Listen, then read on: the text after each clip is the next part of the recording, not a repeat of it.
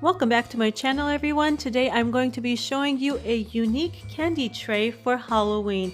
For this, you're going to be needing 2 of the trays at the Dollar Tree Halloween aisle, the skeleton, particularly this plastic one, a duster, and you're going to be needing a box cutter, also your glue gun. Let's get started.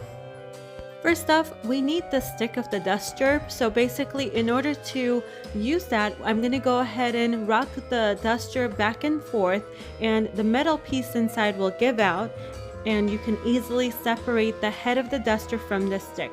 Once you separate the head of the duster from the stick, you just need to cut off all the fluffy strings off to the bare until you see the stick. Next, we're going to essentially disassemble our skeleton. The particular parts that we need to disassemble are the skull and the legs. You can leave the arms as is. It shouldn't bother you throughout the project, but you have the option of snapping those off as well. So they come with little buttons that snap on and off. You would just want to snap it off and save the button so you can snap it on again. Now we are going to see how the stick of the duster fits the spine of the skeleton. This is specifically why I chose the stick of the duster when I was browsing through the store to see what is the best fitting option here, is because it is a plastic piece and it fits perfectly with the same size as the spine. Then we're going to go ahead and take the tray, and where that middle dot is on the tray, that's where we're going to try to do a small slit with the box cutter. There is a mat underneath my tray, so make sure you have something that is protecting your surface for cutting. Now that we have a small slit to work with, we're going to go ahead and take our glue gun and basically hold it against the plastic tray. And the idea here is to melt the plastic just about the same circumference as the duster stick that we just separated from the duster, so that it could fit through the hole. You can also use a pair of scissors to enlarge the hole as it's hot from the glue gun, just to give it more leniency and flexibility. Trim off the plastic as you melt so that it makes it easier for you to put through the stick. Once the hole is the right circumference, the stick should pop right through. Now I'm going to take the skeletal body and see how this all lines up. We want just enough of the stick to protrude through the tray so that it will hold up the skull once we put it on there. But essentially we want the body and the arms to hold up the top tier of the tray, so it looks like the skeleton is basically holding it up by itself.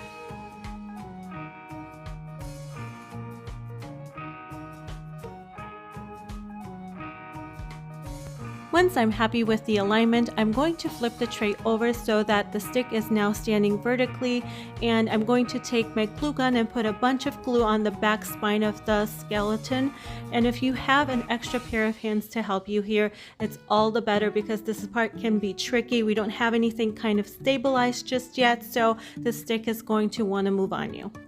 It works best to hold the piece together until the glue cools off so that you have immobility to the piece. To give it additional stability, we want to take the glue gun and pop more glue down where the stick meets the tray. This way it will create additional stability, and again, you want to hold it in place as the glue cools off.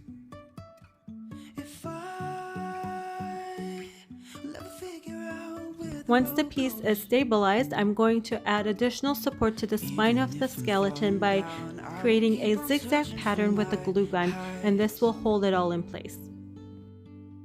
So just to give you an idea, here is what we have so far, and look how awesome this looks already. Even if the sky is falling down.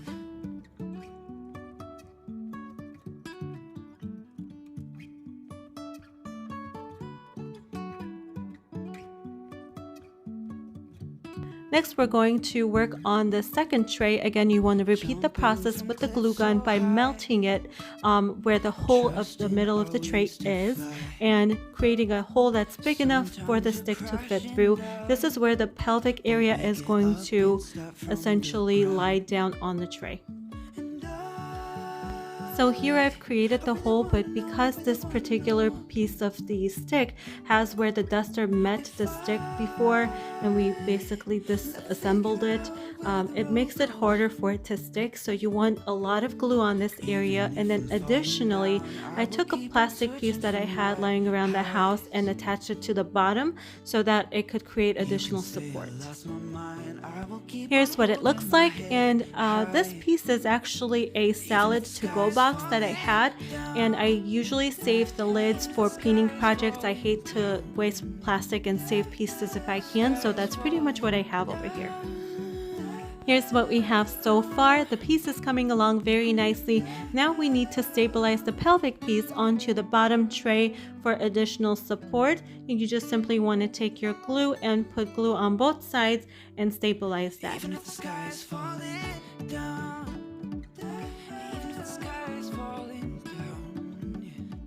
This is what it looks like in the back of the piece. It looks somewhat messy with all the glue, but we're going to go ahead and hide this using the additional pieces of the skeleton.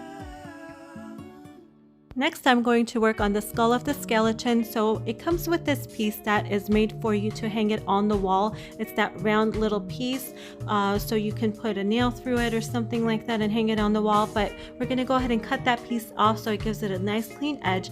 And then the stick that is protruding out from the top tray, we're going to put a bunch of glue on there and stick the skull onto that end.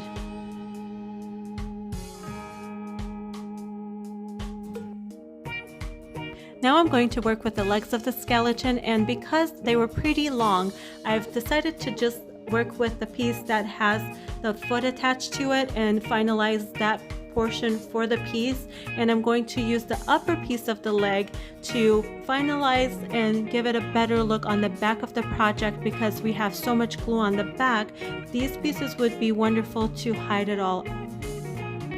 So now I'm going to take the extra pieces and arrange it in such a way that it hides all the glue in the back.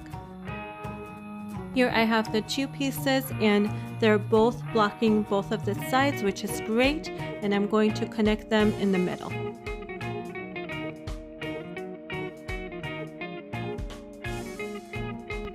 I had this smaller piece that I trimmed to fit to the bottom of the back of the project. This will give it additional finished look. And this is what we have for the back of the project. You just want to clean up all the glue and the glue strings and it'll look wonderful. I have raised his hands up so it's not even attached to the tray. It looks like he's holding it and it just looks so fabulous. Alright everyone, I'm so excited to share the final product with you. This came out so wonderful. I am absolutely in love with this piece. This is by far the best idea I've ever had for crafting. My kids are in love with it as well. This currently sits right at the entry point where my guests will enter, and this is going to be the first piece that they will see.